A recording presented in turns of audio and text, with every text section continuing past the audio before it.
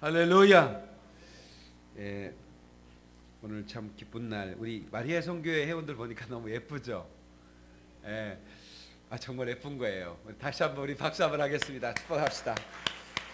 예, 한 분 한 분이 너무 보석 같고 귀하다 이렇게 생각이 들어서 참 너무 좋고요.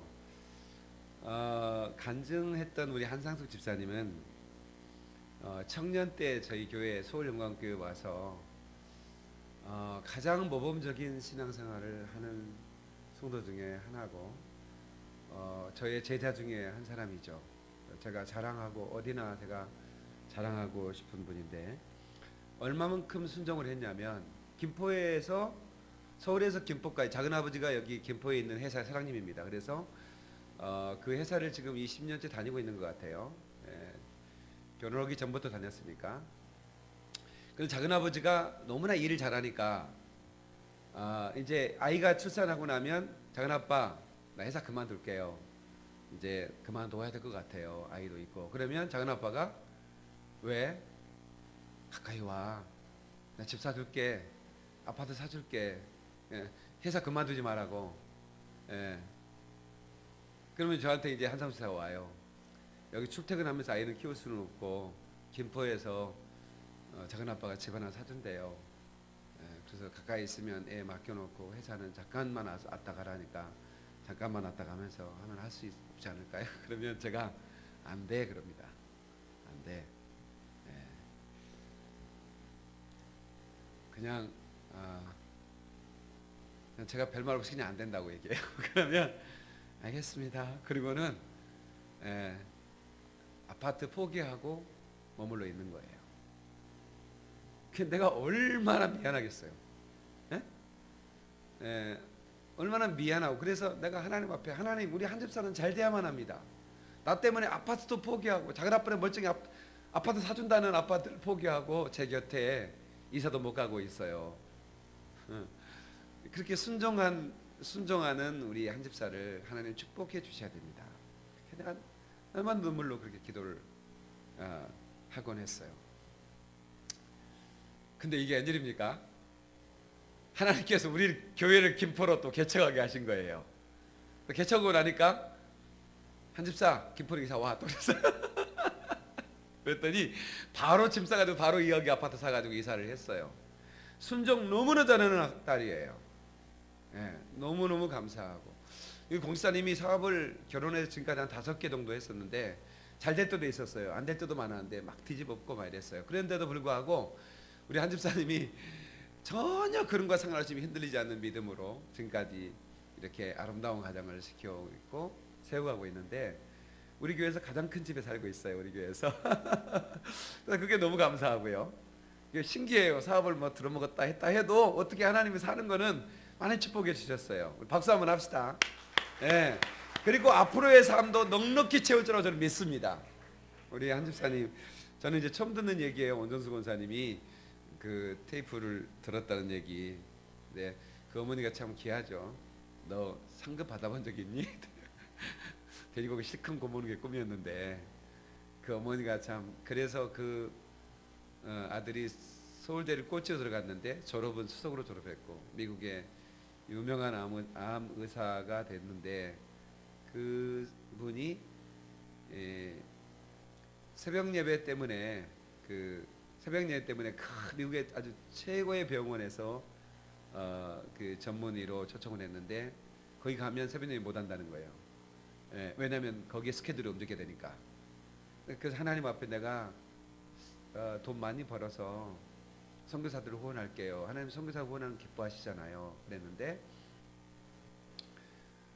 하나님이 그러시더랍니다. 나는 네가 돈 많이 벌어서 11조 하는 것보다 선교사들 후원하는 것보다 네가 날마다 새벽에 나와서 나를 만나는 게 난 너무 기쁘다. 그 가슴에 들려주시는 한마디 하나님의 음성 때문에 그 좋은 누구나 가고 싶어 하는 그 병원을 포기하고 조그마한 동네 병원을 개원한 거예요. 그런데 이게 웬일입니까? 원정수 권사가 개원하는 그 병원이 소문이 나기 시작해서 사람들이 모여들기 시작하는데 암 환자는 여러분 바로 안 죽죠. 암 환자는 안 죽습니다. 안 죽고 계속 약을 먹고 병원을 와야 됩니다. 그러니까 그런 환자가 수없이 많은데 돈을 버는 게 아니라 돈을 긁었다고 얘기합니다. 예. 그러니까 하나님의 영광을 위해서 하나님께 기도하고 하는 것을 위해서 내가 많은 걸 포기했더니 하나님은 더 많은 걸 주십니다. 그 놀라운 하나님을 여러분이 체험했으면 좋겠습니다. 아멘. 아멘. 아멘. 중간에 예수 믿었기 때문에 물론 어릴 때도 예수 믿었지만 우리 한 집사님이 참 예수 믿는 가족이 아니었거든요. 혼자 예수를 믿었어요. 근데 결국 어머니를 모시고 어머니를 우리 교회에 등록했는데 그 어머니가 얼마나 이렇게 신앙이 또 예뻐졌는지 말이에요. 이번에 성령 받고 어머니가 방언 말하고 그리고 아프리카에 망고나무 심겠다고, 네? 그걸 기뻐하시고, 그러니까 이 딸이 하나밖에 혼자 예수 믿는 이 한상수 집사가 사실은 어머니도 구원하는 이런 아주 귀한 효녀가 된 거에 대해서 감사드립니다. 그리고 이제 그 외에 여기 이제 찬양했던 또 찬양에 함께 하지 않았던 분들도 우리 회원들이 많이 있는데 우리 여성교회 회원들이 한 분 한 분들이 정말 신앙이 아주 예뻐요. 마리아 성교회 회원들의 신앙이 내가 아주 모범적이에요. 제가 일일이 말 다 드릴 수가 없어요. 아주 마치 대학 입시생처럼 순수하게 그리고 충성스럽게 이렇게 이렇게 신앙을 학습해가고 또 실천하는 그런 딸들이에요. 우리 마리아 성교 회원들에 대해서 박수 한번 하겠습니다. 오늘 낮 시간에 잘난 사람 부러워하지 말라 이런 제목으로 설교했죠. 제가 뭐라고 소개했죠? 잘난 사람을 부러워하지 말라. 다 같이 잘난 사람을 부러워하지 말라. 또 다 같이 약해도 쓰임받을 수 있다. 자, 이런 주제로 설교했습니다. 오늘 이 본문에 지금 누가복음 1장에 등장하는 마리아는 나사렛이라는 동네에 살던 소녀였습니다. 이 소녀의 가정은 아주 가난한 가정이었습니다. 어떻게 아냐면 결례의식, 그러니까 임신 아이를 출산했을 때 결례의식을 하는데, 결례의식을 할 때 보통 가정은 양을 잡아거나 양이나 염소를 잡아서 결례의식을 합니다. 그런데 이 마리아는 비둘기를 잡아서 하는 것을 볼 수 있어요. 그러니까 가난한 가정은 하나님께서 비둘기를 잡아서, 산비둘기를 잡아서 해라 이렇게 얘기합니다. 그런데 이 결례의식에 어떻게 했어요? 이 마리아는 비둘기를 잡아 드리는 장면이 나옵니다. 이건 가난했다는 얘기입니다. 자, 누가복음 2장 24절을 보겠습니다. 누가복음 2장 24절.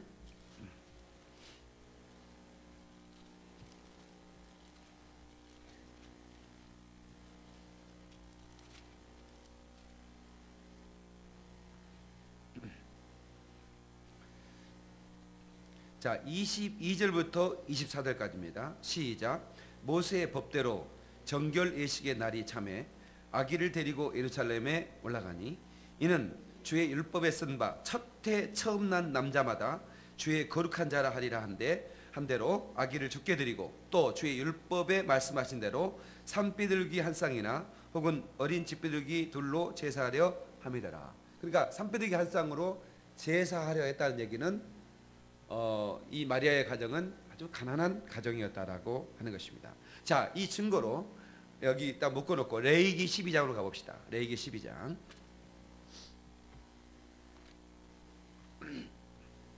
출애굽기 레위기에는 이 결례의식을 말하고 있는데요. 12장 6절로 8절입니다.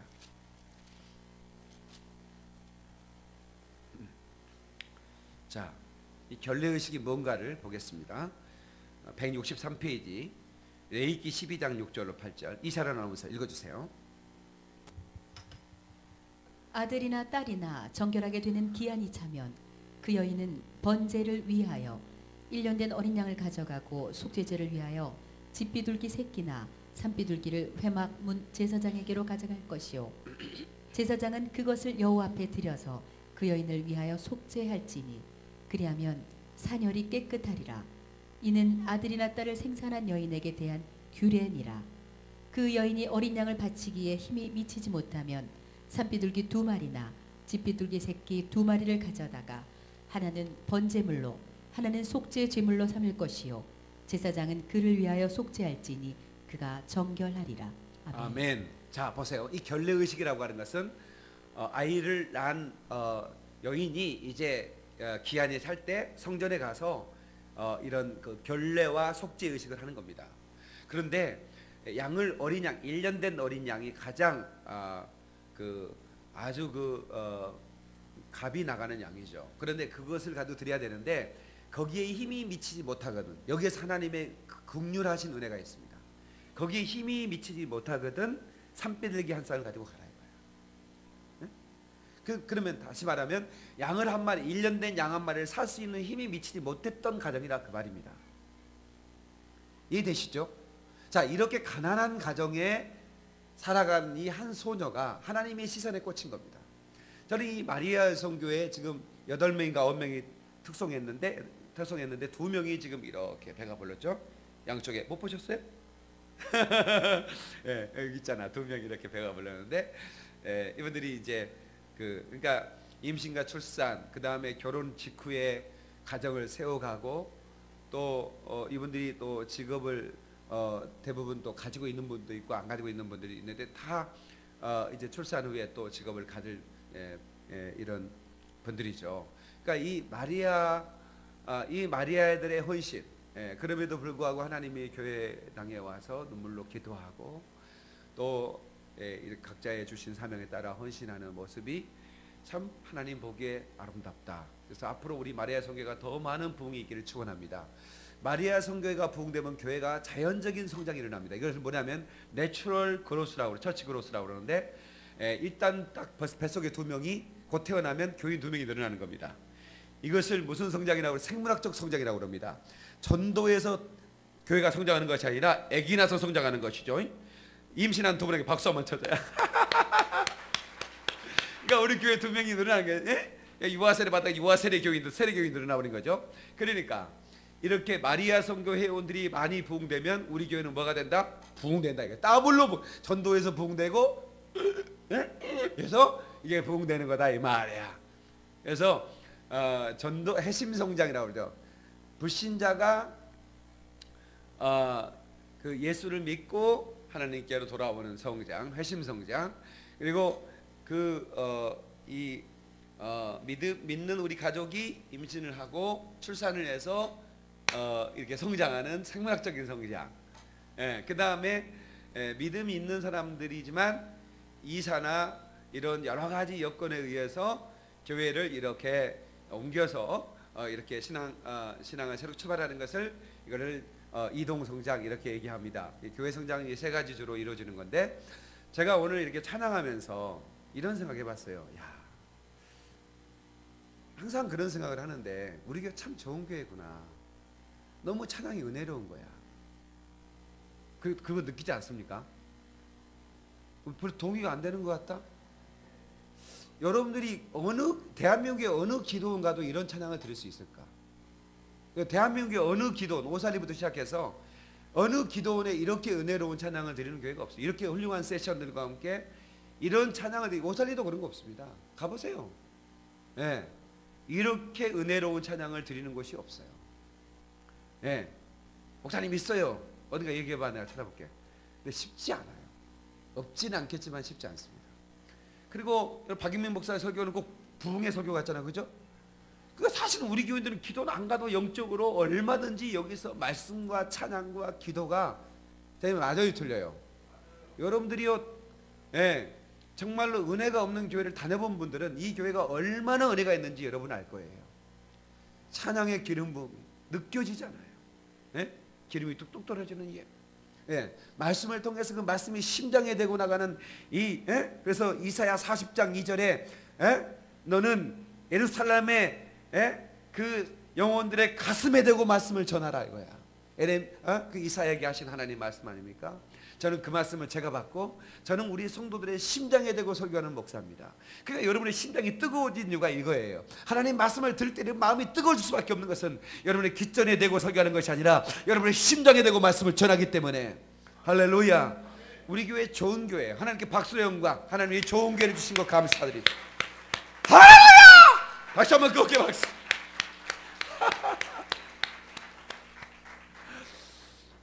진짜 나는 진짜 너무 행복한 교회에 심어고 있어서 너무 정말 감사해요. 감사하고 저는 저도 은혜 받아야 한 영혼이거든요. 제가 은혜를 끼치는 목회자의 자리에 있지만 저도 은혜를 받아야 은혜를 끼칠 수가 있지 않겠습니까? 그렇잖아요. 목회자가 은혜를 못 받고 은혜가 없는데 누구한테 은혜를 받으러 하겠습니까? 저는 은혜의 전달자고 십자가의 전달자인데 이 십자가의 전달자가 은혜를 전달자 아니겠습니까? 그 십자가의 은혜를 깨닫고 십자가의 감격 속에서 하나님 부어주시는 그 놀라운 은혜를 우리가 참으로 흠뻑 받을 때 그 은혜가 나를 통해서 흘러가는 거 아니겠냐 그 말입니다. 사랑하는 성도 여러분, 여러분의 심령 가운데 하나님의 은혜가 흘러가기를 주 이름으로 축원합니다. 예수 이름으로 축원합니다. 이 강단에서 생수의 강이 흘러가기를 예수 이름으로 축원합니다. 예수 이름으로 축원합니다. 하나님께 박수를 영광. 하나님의 은혜는 흘러가는 거라고. 늪이 아니라, 멈춰져 있는 늪이 아니라, 늪 같은 영성이 아니라 흐르는 영성을 가질 때 정말로 우리 안에 생수강이 흘러퍼지고, 할렐루야, 그곳에 강이 흘러가는 곳마다 생명이 살아나는 역사가 있는 것처럼 오늘 이곳에 오는 곳마다 생명이 살아가기를 주의 이름으로 축원하며, 우리 마리아 선교 회원들이 가는 곳마다 서는 곳마다 머무는 곳마다 하나님의 영광이 임하고 생수가 터져나오기를 예수 이름으로 축원합니다. 예수 이름으로 축원합니다. 할렐루야! 하나님께 박수의 영광. 천사 가브리엘의 방문을 받습니다. 이 나사렛에서 한 소녀, 시골의 소녀입니다. 가난한 소녀예요. 이 가난한 소녀가 갑자기 환한 빛 가운데 서 있는 천사를 보고 얼마나 놀랐겠습니까? 천사가 이렇게 얘기합니다. 은혜를 받은 자요, 은혜를 받은 자요. 여러분, 우리가 천사의 방문을 받고 은혜를 받은 자요라고 들을 때 얼마나 감격스럽겠습니까? 하나님은 어떤 사람이든 쓸 수 있다는 사실. 아니, 하나님의 인재 능력의 원칙이 뭐냐? 잘나고 똑똑한 사람을 쓰는 것이 아니라 비천한 사람을, 오히려 평균 이하의 삶을 사는 사람, 미련한 자를 택하여 지혜로운 자를 부끄럽게 하고, 약한 자를 통하여 그를 강하게 한 다음에 강한 자를 부끄럽게 하는 하나님의 인재 능력의 원칙을 우리는 기억해야 될 줄 믿습니다. 하나님은 아브라함의 자손에 오기로 했어요. 아브라함의 자손에게 하나님의 아들을 주기로 약속했어요. 이것은 변할 수가 없는 거예요. 하나님이 언약의 하나님인데 그 언약의 하나님이 아브라함과 언약을 맺었어요. 네가 독자를 아끼지 않고 내게 주었은즉 나도 독자를 아끼지 않고 내게 줄 것이다 라고. 여러분, 그 아브라함과 하나님이 언약을 맺습니다. 그런데 그 아브라함의 후손이었던 요셉이란 청년이 있었습니다. 그 요셉이란 청년은 이제 하나님이 그 요셉이라는 가정에 예수를 보내고 작정했지, 그 요셉의 혈통으로 나는 분이 아니거든요. 여인의 후손이라고 창세기 3장 15절에 여인의 후손이 와서 뱀의 머리를 상하게 할 것이라고는 이 온시 복음이 성취되기 위해서는 여인의 후손으로만 와야 되는데, 그 여인의 후손으로 오실 예수 그리스도가 누구의 자궁을 빌려야 될 것인가? 어떤 여인의 자궁을 빌려야 될 것인가? 하나님은 얼마나 찾고 찾았겠습니까? 그런데 아주 부잣집의 공주가 아니라 왕국에 있는 어떤 그런 화려한 옷을 입고 매일 목욕을 하고 꽃단장하고 몸매를 가꾸는 그 여인이 아니라 1년 된 양 한 마리가 없어 비둘기 새끼, 산비둘기 새끼를 잡아가지고 한 쌍을 드려야 했던 결례식을 했던 그 가난한 집 소녀에게 하나님이 시선이 꽂혔던 것은 그 여인이 얼마나 아름다웠을까. 그 삶이. 저는 하나님이 시선 앞에 그런 발견되기를 주 이름으로 축원합니다. 그 여인이 삶이 거룩했다 이 말이야. 문제는 천사의 방문을 받고 쉽게 동의할 수 없는 하나님의 제안이 그에게 전해졌을 때 그 여인이 순종할 수 있느냐 없느냐는 전적으로 그녀에게 달려 있었던 겁니다. 하나님께서 그의 의지를 그 의지를 조종하는 게 아닙니다. 다만 천사의 방문을 받고 은혜를 입은 여인이요,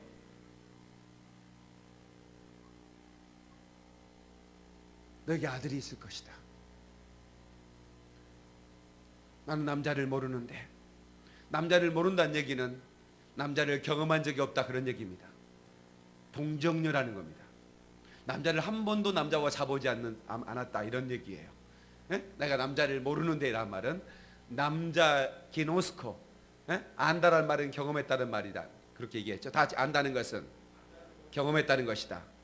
그래서 내가 남자를 모르는데 라는 말을 기노스코라는 단어를 썼는데, 하나님을 알라라고 하는 단어는 지식으로 알라는 게 아니라 하나님을 경험하라, 그런 얘기예요. 아멘이죠? 하나님을 경험하라, 하나님을 힘써 알라, 이 말은 하나님을 힘써서 경험하라, 그 말이에요. 마치 남자와 여자가 한 이불 속에 잠을 자는 것처럼 너희가 하나님과 하나됨을 경험하라, 그 말이에요. 그래서 내가 남자를 모르는데 어찌 내게 이런 일이 있을 수 있겠습니까? 라고 했을 때 지극히 높으신 하나님의 영이 너를 덮을 것이다, 그 성령으로 네가 잉태될 것이다, 이 말이죠. 네. 이 네가 낳을 자 예수는 온 인류를 구원할 바로 그 메시아라고 하는 사인이 왔을 때 이 여인이 어떻게 얘기한 줄 아십니까? 주여, 주의 말씀이 내게 이루어지기를 원합니다, 그렇게 답했어요. 만약에 정혼한 처녀 요셉이라는 남자와 정혼했던 이 마리아가 임신했다는 소식을 들으면 축하를 받는 게 아니라 돌에 맞아 죽어야 됩니다. 이런 엄청난 그런 심판과 모욕과 엄청난 그런 부담이 내게 주어질 수 있을 텐데, 이 여인은 주의 말씀이 내게 이루어지기를 원합니다. 한번 합시다. 주의 말씀이 내게 이루어지기를 원합니다. 여러분이요, 여러분 담임 목회자가 여러분의 감독입니다. 여러분, 감독과 선수는 하나가 돼야 할 그런 관계죠. 그리고 감독은 지시하고 책임을 져야 되고, 선수는 감독의 지시를 따라야만 하는 겁니다. 번트를 대려면 번트를 대야지, 나는 홈런 타자인데 왜 나한테 번트를 대라고 하십니까? 그렇게 말할 수 없는 게 선수 입장인 것이고, 감독은 어떤 때는 홈런 타자에게도 번트를 대고 네가 희생해라고 말할 수 있을 때 진짜 감독이 될 수 있는 것이죠. 그래야 안 그래요? 그러죠? 이 사람이 홈런 타자인데 너 희생 번트 대라, 3루주자 불러들여라 홈으로. 아니 나 홈런 타자인데 감독님 그럴 수 있습니까? 이렇게 한다면 그 선수는 그 구단 속에서 존재할 수가 없는 거예요. 감독은 그 모든 것을 컨트롤하는 것입니다. 그래서 선수는 감독에게, 감독이 이렇게 모자 쓰고 있다가 사인 하나 딱 하면, 이런 거 들어봤어요, 이런 거? 그러면 코치가 받아가지고 딱 하면 이렇게 한다고 자기네끼리 뭘 하는 거야. 타자도 갔다가 사인 받으면 그건 뭐야?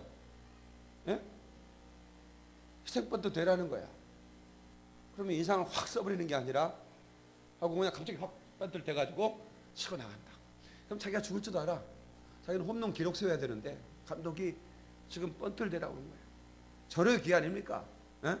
3루에 주자가 있고 내가 조금 머리 날리면 타점 하나를 올릴 수 있는 최종의 기회 아닙니까? 여러분들은 야구에 대해 잘 모르시죠? 그런 게 있어요. 담임 목사가 여러분에게 그렇게 요구했을 때 여러분들이 기분이 별로 상할 수도 있어. 희생하라고 하는데 좋을 사람이 누가 있겠습니까? 지금 예수님은 그 하나님께서는 이 여인에게 너는 희생해라 이 말이야. 그런데 기쁜 마음으로 주의 말씀, 주의 계집적 의원이 주의 말씀대로 이루어지기를 원합니다. 한번 합시다. 주의 계집적 의원이 주의 말씀대로 이루어지기를 원합니다. 순종했더니 하나님께서 이 여인을 지극히 평범한, 아니 아주 가난한 이 소녀를 인류의 가장 위대한 메시아를 출산하는 그런 영광스러운 기회를 그 여인에게 베풀어 주는 것입니다. 그러니까 가톨릭은 성경의 해석을 오류하고, 아니 의도적으로 바꿔서 성모 마리아에게 찬양을 하고 기도를 올리지만 하늘나라에서 가장 가슴 아파할 사람이 마리아입니다. 그 수많은 가톨릭 신자를 보면서 가장 가슴 아파하면서 눈물을 흘릴 사람은 마리아라고. 왜 너네들은 나를 신으로 여기냐 이거야. 나는 너희들과 똑같은 죄인이었고 나도 똑같이 내 뱃속에 난 예수 때문에 구원받아야 되고 예수의 피 때문에 구원받을 죄인에 불과한데 너는 왜 나를 죄 없다 말하고 왜 너희 나를 숭상하냐고 피눈물을 흘리는 거야 마리아가. 그렇지 않겠습니까? 성모 마리아 상에서 피눈물을 흘렸다라는, 그래가지고 그걸 막 누가 밤에 했는지 아니면 진짜로 피가 나왔는지 모르겠지만 그게 토픽에, 대형 토픽에 나온 걸 보셨죠, 신문에. 자, 그러면 왜 울으셨을까? 만약에 진짜라고 한다면 그건 정말 예수 그리스도만 바라보아야 할 하나님의 사람들이 성모 마리아는 자기에게 절한다면 이게 피눈물 날 일 아니냐 이 말이에요. 나는요, 마리아라는 사람은 목사님은 개신교는 마리아를 너무 알로 본다고. 누가 알로 봅니까? 이렇게 아름다운 여인을 누가 알로 보냐고. 나는 하늘나라 가면 누구를 제일 만나고 싶냐면 마리아를 만나고 싶습니다.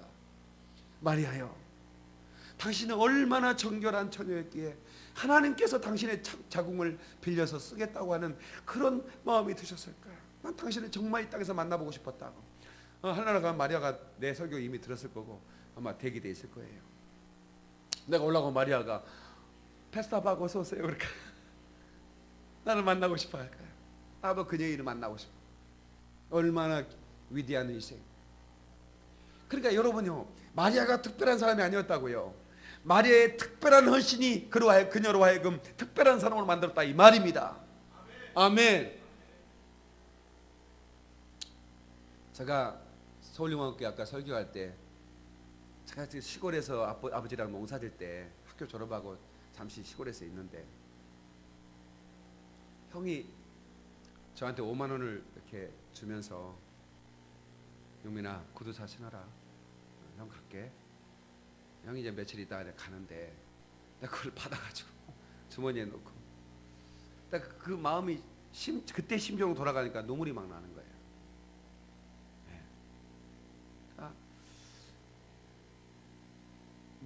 내가 왜 이런 신세가 됐나 이런 생각 있잖아요. 왜 나는 형들은 엄마가 학교 마칠 거의 그때까지 살아 계셨잖아요. 그러니까 형들은 혜택을 받은 거야. 엄마가 다 뭐.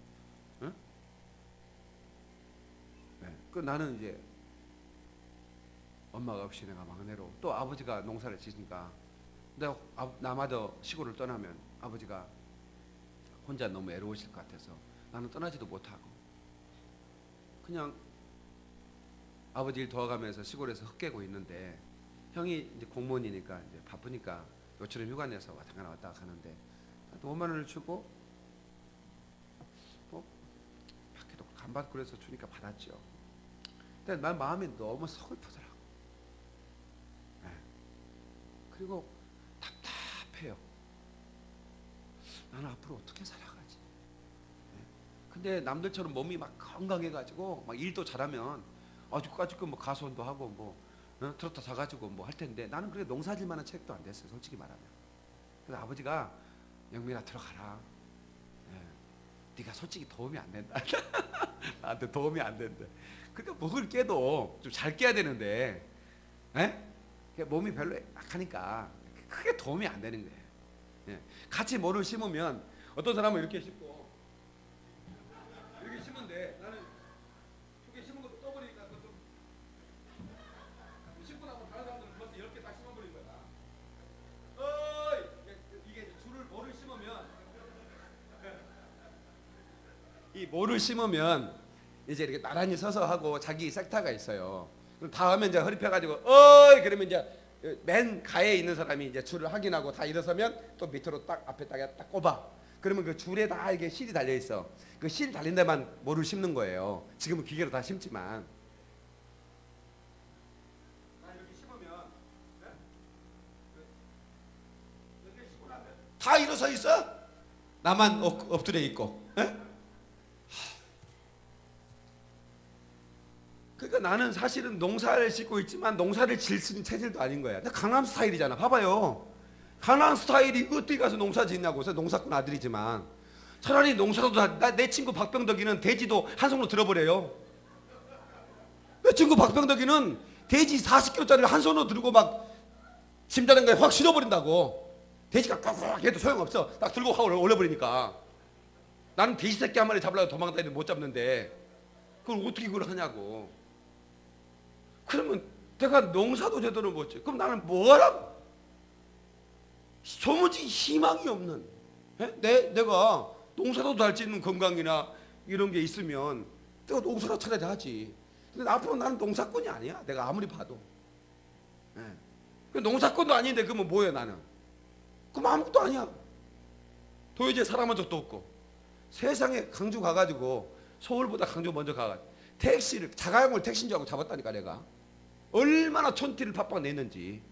난 택시가 자가용처럼 생기고 다 택시인 줄 알았어요. 택시를 잡. 택시 손들어 이렇게 잡으라고 하더라고.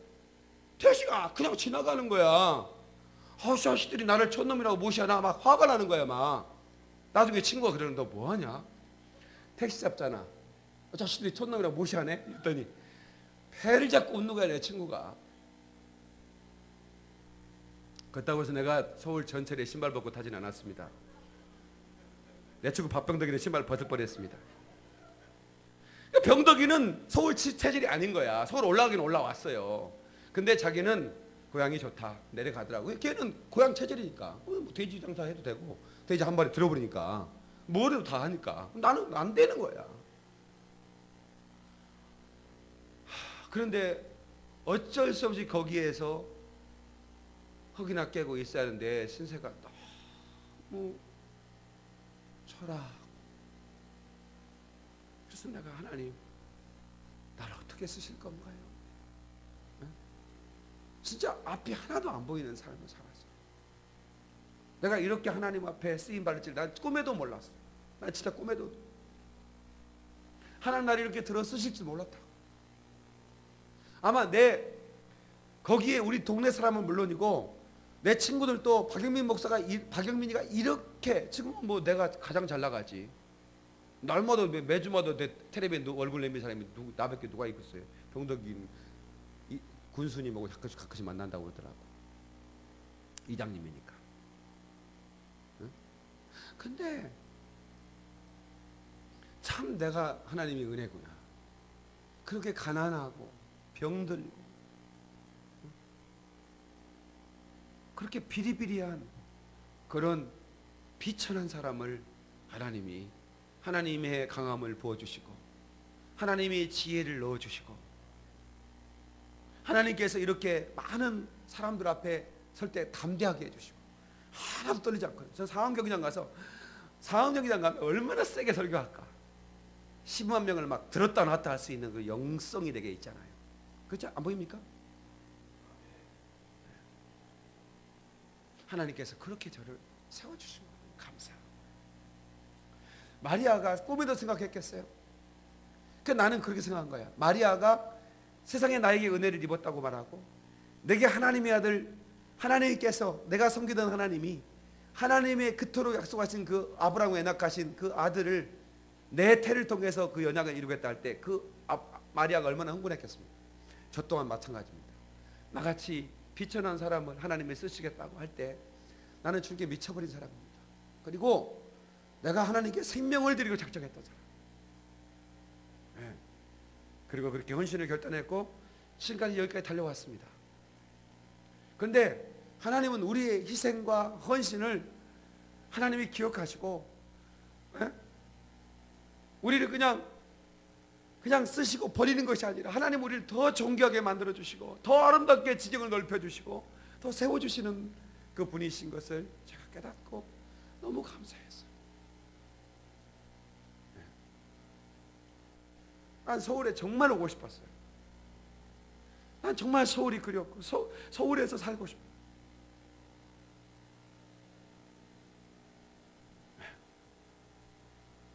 그런데 또 저의 꿈을 이루어 주셨어요. 아마도 하나님께서 그 아주 똑똑하고 건강하고 잘생기고 학벌도 좋고 막 이런 사람들만 들었었다면 나는 절대로 하나님께 선택받지 못할 사람 중에 하나죠. 그런데 오히려 그런 조건이 아니 우리가 생각과는 전혀 다르게 하나님 메시아를 보내시잖아요. 네? 아니 왕궁의 어떤 공주님 자녀로 태어나게 하시면 얼마나 좋겠어요. 보통 다 그러잖아요. 네? 뭐 이렇게 무협지를 보면. 네? 그런데 가장 큰 가난한 산벼르기 2개를 결례의식을 치르는 거 보면 알잖아요. 그런 가난한 소녀의 집에 보내시고 예수님을 그 말교회 그 말 밥통 아닙니까? 거기에 이렇게 보자기를 쌓고 예수를 뉘었다. 강보에 뉘었다. 네. 하나님이 쓰실 때 제가 얘기했잖아요. 우리 사람들이 면접을 볼 때 어떤 사람을 면접 보냐? 면접은 더 똑똑한 사람을 꽂아내려고, 더 스펙이 좋은 사람을 꽂아내기 위해서 면접을 보는 거 아닙니까? 네? 말을 들어보고. 그런데 하나님은 그냥 그런 거 상관없어. 네? 오직 하나님을 의지하려고 하는 사람. 아멘. 하나님을 신실하게 의지하는 사람. 그 사람이 비록 비천할지라도 상관없어. 그런 사람을 들어서 하나님은 영광을 받으시다 이 말이에요. 아멘. 영서야, 영서, 네 이름 영서 맞지? 영서 네가 어른 얘기하면 일어서 해야지. 영서야, 일어서 해야 된다니까는. 자리에서 일어서라고. 일어서 보라고 영서가. 너 일어서라고. 영서 친구도 일어서. 친구야 언니야? 친구 이름이 뭐야? 이름이 뭐라고? 하 누구? 크게 얘기 좀 해줘봐 옆에 사람이. 하영이. 영현이. 미안하다 영현이 맞아? 일어나. 너 이번 주일날 영현이 너 철야 왔었나? 금요 철야? 금요일날 철야 왔었어? 아니 영현이는 안 왔었고. 그래 앉아 이제. 앉아. 근데 내가 지금 영서 얘기를 좀 하려고 그래요. 영서가 지네 아버지를 전도했어요. 근데 아버지가 나한테 와서 그런 거, 나는 부인이 전도하는 줄 알았어요. 부인이 전도하는 줄 알고, 야 부인 훌륭하네. 어떻게 남편을 이렇게 전도하고, 교회를 한 번도 안 다닌 부인인데 남편을 온 거예요. 그랬더니 남편이 얘기하는 거예요. 저 부인 때문에 온 거 아닌데요. 영서 때문에 왔는데요. 영서가 교회 안 나오면 안 된다고 아빠한테 협박을 했다는 거예요. 그러니까 딸 얘기를 안 들을 아빠가 없더라고. 그러니까 전도가 힘든 분들은 딸을 통해서 협박을 해주세요. 그런데 저 영서가 금요 철야 때마다 맨 앞에 앉아서 눈물로 기도하는 거야. 뭐 때문에 기도하는지 모르겠어. 막 울어. 막 눈물을 흘려. 예. 생긴 것도 그래서 제가 마리아 같은 애구나. 박수 한번 쳐줘요. 근데 저런 애를 하나님 어떻게 쓸 것 같아요? 나중에 궁금해요. 20년 뒤가 궁금하고 30년 뒤가 궁금하고. 네, 저렇게 그렇게 와가지고 맨 앞자리에서 울면서 기도한 초등학교 아이가 매주마다 와서 눈물로 기도해요. 내가 물어보진 않았어요. 뭐 때문에 울면서 기도하니? 그냥 한번 물어봤구나. 너 왜 이렇게 우니? 그랬더니 그냥 눈물이 나요. 그냥 눈물이 나요. 저런 애가 마리아 같은 애구나 이런 생각을 했거든요. 하나님의 성전에 와서 늘 눈물로 기도하고 하나님이 관심을 끄는 게 아닌가. 이 여인과 더불어 누가복음의 12장에 보면, 요한복음 12장에 보면 또 하나의 마리아가 나옵니다. 자, 이 얘기만 하고 마치도록 하겠습니다. 요한복음 12장 잠깐 보시죠. 영현이하고 영서야, 하나님 앞에 귀하게 쓰임 받아라. 그리고 너네들 신앙생활 잘해라. 그래. 너무너무 귀하다. 요한복음 12장 1절로 8절 이샤 아나운서 읽어주세요. 6월절 엿새 전에 예수께서 베다니에 이르시니 이곳은 예수께서 죽은 자 가운데서 살리신 나사로가 있는 곳이라. 거기서 예수를 위하여 잔치할새 마르다는 일을 하고 나사로는 예수와 함께 앉은 자 중에 있더라. 마리아는 지극히 비싼 향유 곧 순전한 나드 한 근을 가져다가 예수의 발에 붓고 자기 머리털로 그의 발을 닦으니 향유 냄새가 집에 가득하더라. 제자 중 하나로서 예수를 잡아줄 가룟 유다가 말하되 이 향유를 어찌하여 300데나리온에 팔아 가난한 자들에게 주지 아니하였느냐 하니 이렇게 말하면 가난한 자들을 생각함이 아니요 그는 도둑이라 돈꾀를 맞고 거기 넣는 것을 훔쳐 가밀어라. 예수께서 이르시되 그를 가만 두어 나의 장래할 날을 위하여 그것을 간직하게 하라. 가난한 자들은 항상 너희와 함께 있거니와 나는 항상 있지 아니하리라 하시니라. 아멘. 아멘. 자, 여기에 또 하나의 마리아가 등장합니다. 자, 우리가 읽었던 누가복음에 등장하는 마리아는 예수의 어머니 마리아고, 이 여인은 또 다른 마리아입니다. 근데 이 또 다른 마리아가 예수의 장례를 준비하는, 그러니까 예수님께서 죽으실 것이다 라고 하는 그 말씀을 가슴에 새기고, 예수님께서 우리의 죽으신다면 내가 그분의 장례를 예배하겠다, 그런 마음으로 향유 옥합을 하나 가져옵니다. 근데 이 향유 옥합이 이 순전한 나드 한 근이라고 그랬는데, 이게 그 순전한 나드 한 근은 300데나리온 정도의 값이었습니다.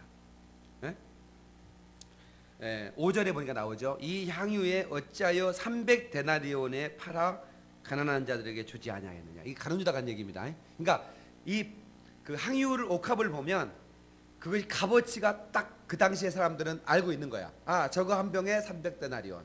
그러면 300데나리온은 얼마의 가치가 있는 거냐? 계산하면 하루에 한 데나리온이 한 사람의 성인의 일당이었어요. 일당. 그러면 일당이 5만 원이라고 할 때, 지금 우리나라 볼 때 뭐 그냥 5만 원으로 갑시다. 5만 원으로 갈 때 5, 35, 1,500만 원의 가치인 거예요. 굉장한 가치입니다. 이 1,500만 원의 가치 있는 옥합을 깨가지고 예수의 발에 부어버립니다. 머리에 부으니까 이게 발로 흘러서 이렇게 쭉 발까지 오는 거죠. 그 향유를 깨가지고 이렇게 부어드려요. 그러니까 이게 발로 내려오는 것을 자기 머리털을 씻어가지고 예수의 발을 이렇게 하는 장면이, 그 발을 씻는 장면이 나옵니다. 그때 가룟 유다가 화가 나가지고, 야 이년아, 이렇게 말하지는 않았겠지만, 여인아, 너 말이야, 어떻게 이걸 허비하냐, 이렇게 얘기합니다. 300데나리온의 것을 팔아가지고 가난한 자에게 주면 얼마나 좋겠느냐. 가룟 유다 말이 맞아요, 틀려요? 맞는 것 같은데 틀리다. 이는 도적이라고 그랬어요. 헌금께 헌금한 것처럼 하면서 헌금을 빼내가는 도둑이라고 그랬어요. 하나님만 아시는 거죠. 아무도 몰라, 가룟 유다가 도적인 것을.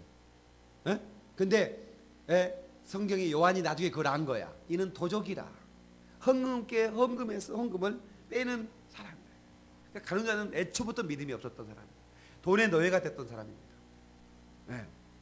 그런데 이 여자가 헌신하는 걸 보고 어찌하여 너는 허비하느냐라고 얘기합니다. 여러분, 하나님을 위해서 우리가 헌신하는 것이 허비일까요? 아니면 낭비일까요? 아니면 그것이 축복일까요? 여러분, 우리 마리아 성교회가 임신도 하고 출산도 하고, 그리고 여러분들이 직장을 다니면서, 세상에 우리 오진 성도님은, 오진 성도님 어디 있어? 오진 어디 있어? 저 뒤에 있어요. 세상에 저 판교까지 버스를 타고 직장을 다닌대요.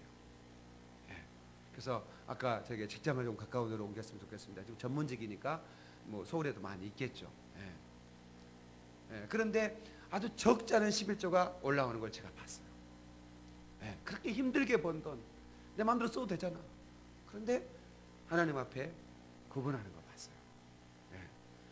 정말 그 하루 가는데 2시간 반, 오는데 5시간을 길에서 허비하는 거예요. 직장 가는데 그렇게 힘들게, 그런 정말로 살을 베어낸 것 같은 느낌이 있을 수도 있지만, 그것이 사람들이 볼 때 네가 그렇게 힘들게 아침에 잠 못 자고 저녁에 잠도 못 자고 그렇게 힘들게 해서 번 돈을 어찌 네가 그걸 허비하느냐고 사람들이 말한다면, 그 사람은 진짜 허비가 무엇인지 낭비가 무엇인지를 모르는 사람. 그러나 이 여인은 그냥 부어드리고 그 병을 남겼다가 다시 할 수도 있고, 한 절반쯤 부어드릴 수도 있고, 그죠? 근데 이 여인은 어떻게 했어요? 이걸 깨버렸다고 그랬어요. 자, 그러면 제가 굉장히 고민이 됐어요. 왜 깼을까? 그냥 이렇게 머리에 이렇게 수준 있게 부어도 되고, 절반쯤만 붓고 어느 정도 부었으면 그 정도면 딱 되고, 남겼다가 다시 또 쓰거나 팔아도 될 텐데 이걸 왜 깨서 버려버릴까? 이 얘기는 굉장히 중요한 의미가 있습니다. 나는 이 옥합을 당신을 위해서만 허비하겠다 그 말이에요. 이 깨뜨리다는 말 단어가 헬라어로 신트리보라고 하는 단어예요. 신트리보. 이 말은 뭔 말이냐면 산산조각을 내다 아낌없이 부어버린다. 아낌없이 진흙여버렸다. 예.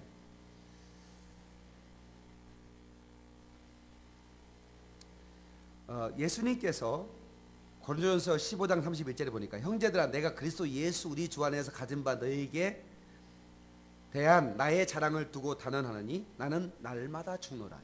이 단어가 날마다 죽는다는 단어가 바로 내가 나를 깨뜨린다는 단어.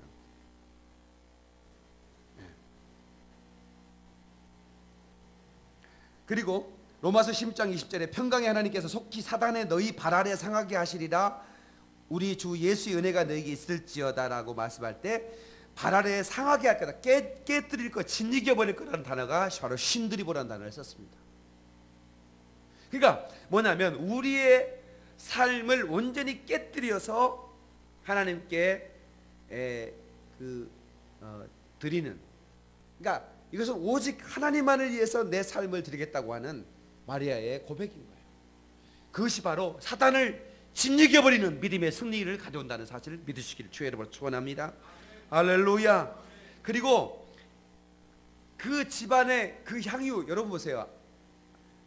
여러분들이 아라비아 상인들 알죠? 아라비아에 가면 그 이집트를 말하는 겁니다. 우리 신은하 간사가 지금 선교하고 있는 이 이집트는 향수를 만드는 곳이에요.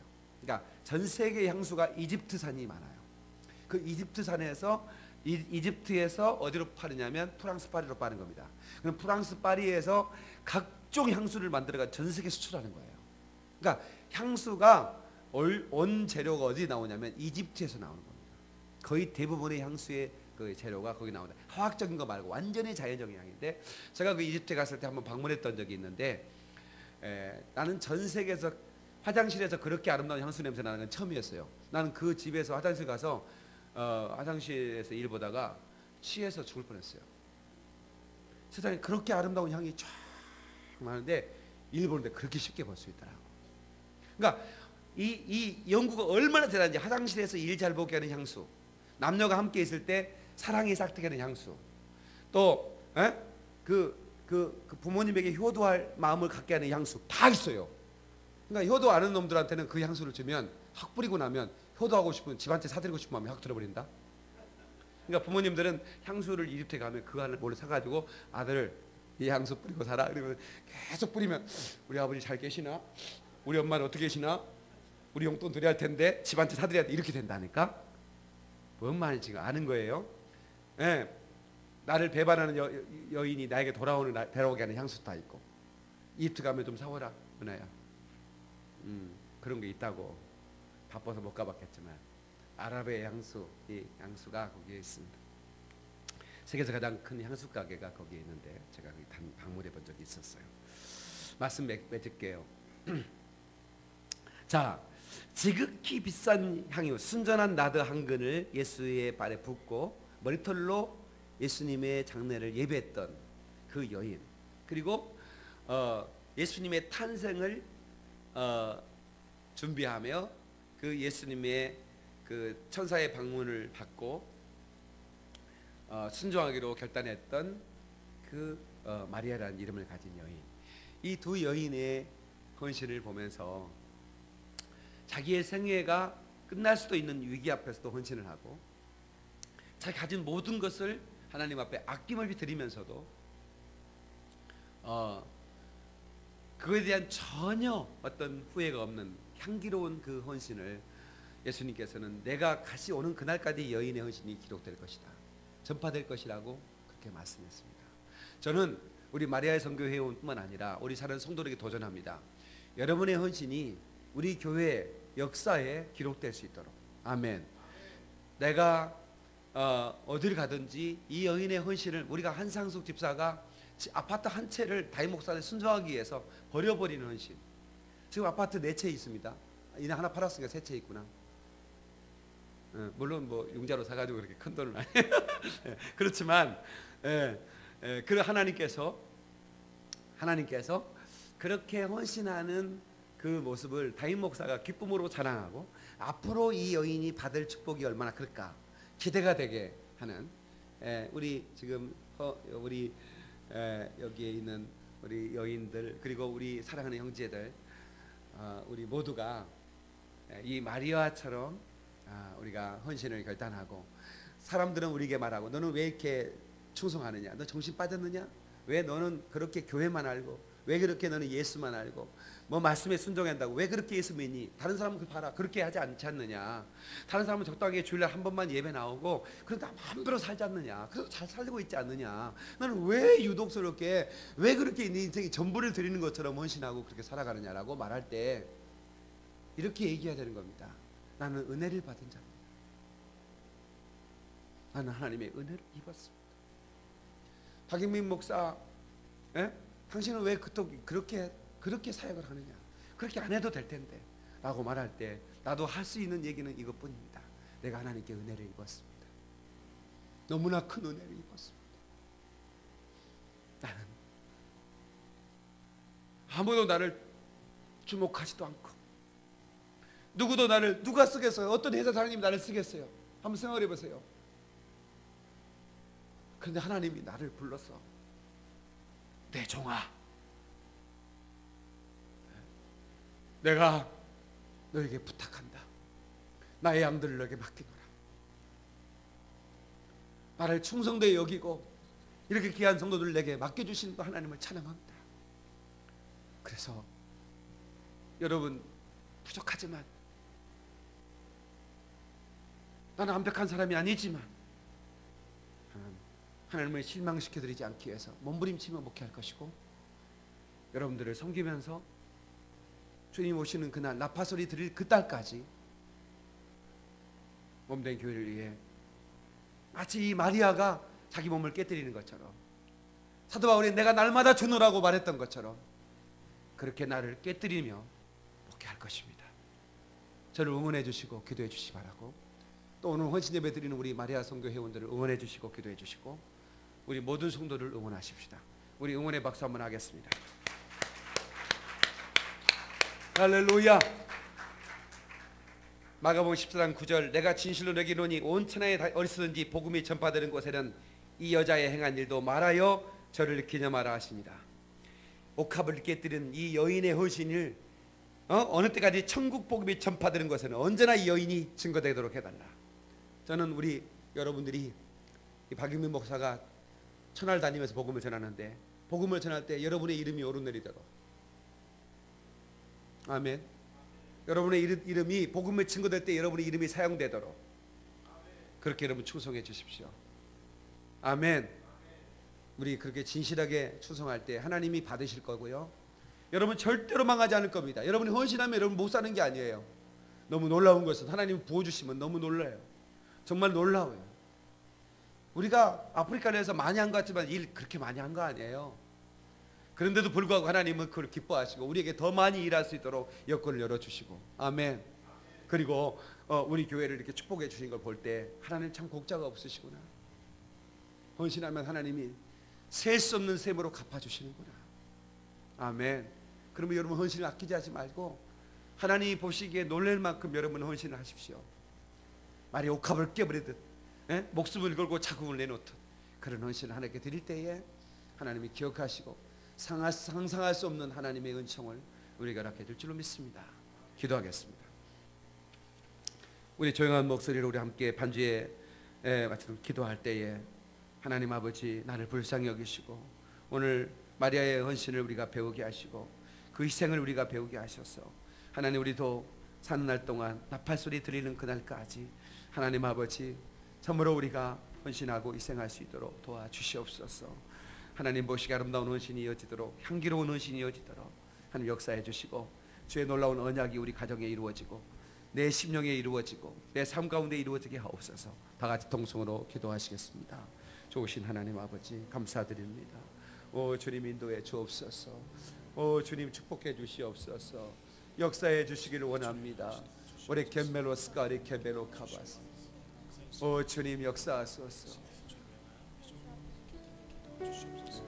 올레 세케멜로 스카리게벨로 카라바 세케멜로 카라바.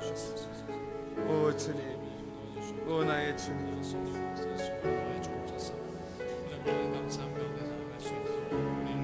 올라 스케리게벨로 카라바. 올라 가라바리 케메스케벨로 카라바리 게벨로. 알아바라바리 게벨로 스카리게벨로 카라바 세케멜로 카라바. 올라 가라바라 카라바 세케멜로 카라바.